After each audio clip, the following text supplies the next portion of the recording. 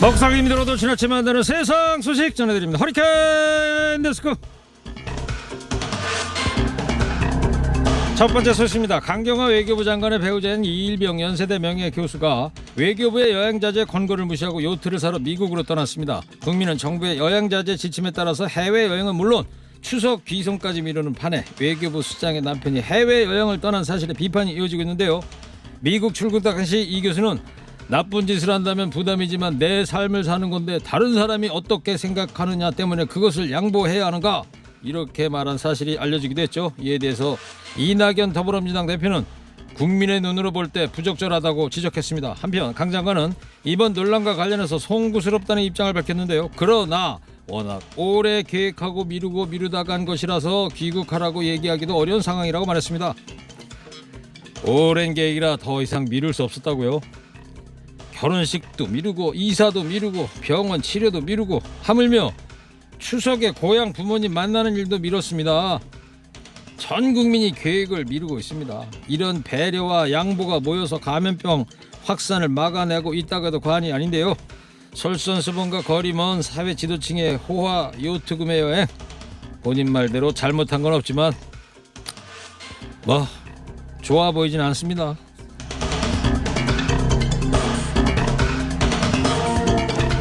정부의 공공의료정책에 반대해서 국가고시를 거부했던 의대생들이 이제는 다시 응시할 테니 시험을 실시하라고 요구하고 있는데요. 의대생들의 이번 국시 거부 사태로 이른바 선발대 부정행위 논란도 불거졌습니다. 전국 의대 본과 4학년 학생만 가입할 수 있는 인터넷 카페 의사 국가고시 실기시험에 나온 모의 환자 증상과 감점 항목 등이 빼곡히 올라와 있습니다. 먼저 시험을 본 학생들, 이른바 선발대가 문제를 유출한 겁니다. 실제 합격률도 90% 정도여서 당락의 의미 자체도 없습니다. 그렇다면 어떻게 이런 일이 가능할까요? 의대생들이 스스로 시험 날짜를 정하는 구조 때문입니다.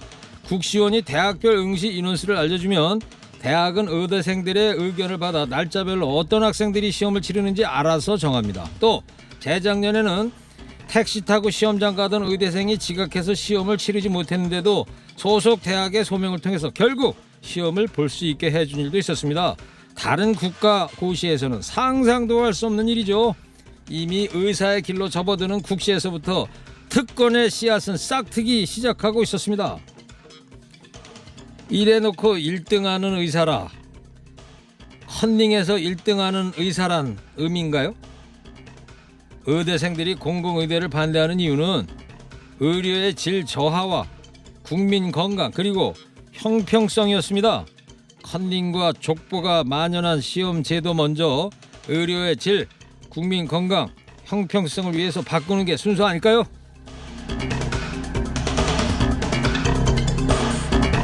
다음 소식입니다. 국민 때문에 목숨 걸었다는 왕이나 대통령을 본 적이 없다. 가황 나훈아가 추석특집 KBS 공연에서 꺼낸 발언이 정치권에서 큰 화제가 됐습니다.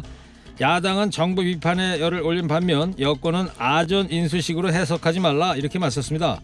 주호영 국민의힘 원내대표는 가수 나훈아 씨가 우리의 마음을 속 시원하게 대변해줬다. 제1야당에 부과된 숙제가 분명해졌다. 국민과 손잡고 국민의 힘으로 목숨을 걸고 이 나라를 지켜야 하겠다, 이렇게 말했습니다. 반면에 박수현 전 청와대 대변인은 감사한 말을 정치가 아닌 정쟁의 도구로 전락시키는 정치인들의 아전 인수식 해석이 놀랍다고 지적했습니다.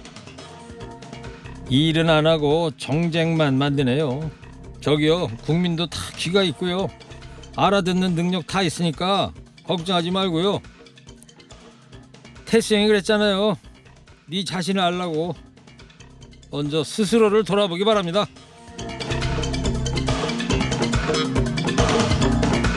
2018년 서울교통공사의 차용비리 의혹에 대해 신적폐라면서 강력히 비판했던 박덕흠 무소속 의원이 과거 대한전문건설협회장 등을 지낼 때 조카 출신학과 교수의 딸, 입찰 담합을 대행한 일가 소유의 건설사 간부 아들, 전 서울시 공무원 등을 협회에 입사시킨 것으로 드러났습니다.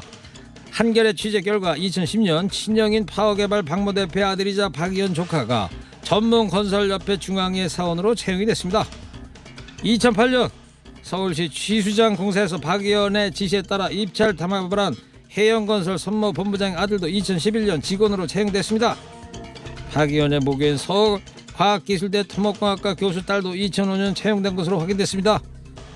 이 교수는 박 의원과 함께 공동 저자로 STS 공법에 대한 논문을 집필했는데요. 박 의원 일가 소유의 건설사는 STS 공법을 이용해서 국토교통부 등으로부터 신기술 이용료 371억 원을 부당하게 받았다는 의혹을 사고 있습니다. 또 서울시 토목 관련 부서의 간부 출신 공무원이 채용되게 됐습니다. 공사 금액 514억 원의 서울시 취수장 입찰 탐합을 주도하게 됐던 박 의원은 서울시 공무원들과 남다른 관계를 유지해왔다고 알려져 있습니다. 협회 인사를 담당했던 한 관계자는 박 의원과 관련된 부정 채용 의혹 대상자는 총 25명, 전체 직원이 200명가량인데 15% 정도는 박 의원이 꽂은 사람이라고 주장했습니다. 참, 이분 참 성실하게도 부정한 일만 골라 하셨네요.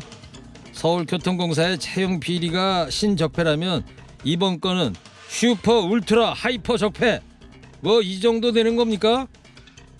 근데 이런 건 왜 수사도 안 하고 뉴스에도 안 나오는 건지 모르겠시오.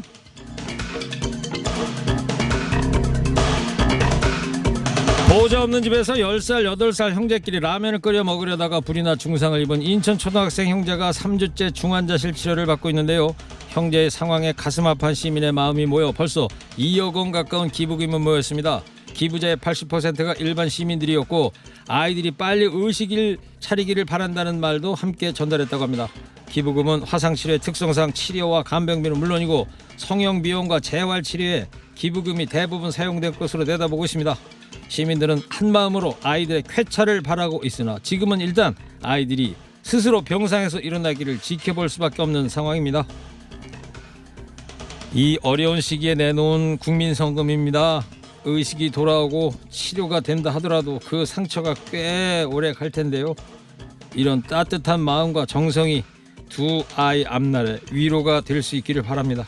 진심으로 두 아이의 쾌유를 빕니다. 오늘 허리케인 데스크 여기까지 하겠습니다. 깨어있는 시민이 됩시다.